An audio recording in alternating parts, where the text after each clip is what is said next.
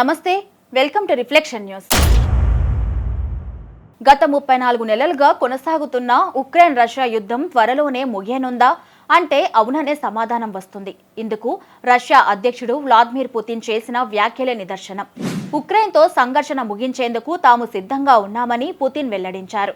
ఈ విషయంలో ఎవరితోనైనా చర్చించడానికి కూడా తాను సిద్ధమేనని పేర్కొన్నారు. అంతేకాదు ఎలాంటి ముందస్తు షరతులు కూడా పెట్టబోమని ఆయన వ్యాఖ్యానించారు. కానీ ఉక్రెయిన్ అధ్యక్షుడు వ్లాదిమిర్ జెలెన్స్కీతో మాత్రం చర్చలు జరిపే ప్రసక్తే లేదని పుతిన్ తేల్చి చెప్పారు. ఆ దేశ పార్లమెంటుతోనే తాను చర్చిస్తానని అన్నారు. ఉక్రెయిన్లో ఎన్నికలు వాయిదా పడ్డాయని, జెలెన్స్కీని తాము చట్టబద్ధ అధ్యక్షుడిగా భావించడం లేదని ఆయన తెలిపారు.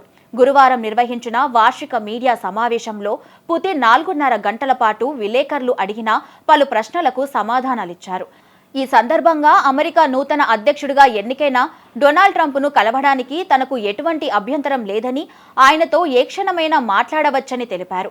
అయితే 4 ఏళ్లుగా ట్రంప్తో తాను మాట్లాడలేదని, శాంతి ఒప్పందాన్ని స్వాగతిస్తానని వివరించారు. అయితే ఉక్రెయిన్తో యుద్ధంలో తాము విజయానికి చేరువలో ఉన్నామని చెప్పారు.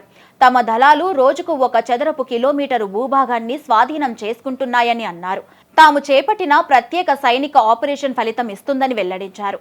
ఆత్మవిశ్వాసంతో మాట్లాడిన పుతిన్ కీవ్ ఆధీనంలో ఉన్న కుర్డ్స్ ప్రాంతాన్ని రష్యా ఎప్పుడు తిరిగి స్వాధీనం చేసుకుంటుందో తనకు తెలియదని అంగీకరించారు. ఆగస్టులో కుర్డ్స్ ప్రాంతాన్ని ఉక్రెయిన్ సైన్యం ఆక్రమించుకున్న విషయం తెలిసిందే. అలాగే యుద్ధంపై అధిక వ్యయం, వర్కర్లతో కొరత, దేశంలో ఏర్పడిన ఆర్థిక సంక్షోభం గురించి మీడియా అడిగిన ప్రశ్నలకు పుతిన్ మాట్లాడుతూ బయట నుంచి బెదిరింపులు ఉన్నప్పటికీ ఆర్థిక వ్యవస్థ స్థిరంగా ఉందని తెలిపారు. అయితే ద్రవ్యోల్బణం ఆందోళన కలిగించే సంకేతమని ఆయన అంగీకరించారు. పశ్చిమ దేశాల ఆంక్షలు కూడా ఇందుకు కారణమని పుతిన్ అంగీకరించారు. ఇదే సమయంలో సిరియాలో బషర్ అల్ అసద్ ప్రభుత్వం కూలిపోవడం రష్యా ఓటమిగా భావిస్తారా అన్న వ్యాఖ్యలను తోసిపుచ్చారు. ఆఫ్ఘనిస్తాన్ మాదిరిగా ఉగ్రవాద కేంద్రంగా మారకూడదనే మేము 10 ఏళ్ల కిందటే సిరియా నుంచి వచ్చేశామని, మొత్తం మీద మా లక్ష్యాన్ని సాధించామని పుతిన్ బదులిచ్చారు.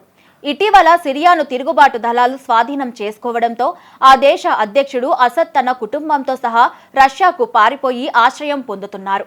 సిరియా అంతర్యుద్ధం సమయంలో రష్యా, ఇరాన్లు అతడికి అండగా నిలిచిన విషయం తెలిసిందే.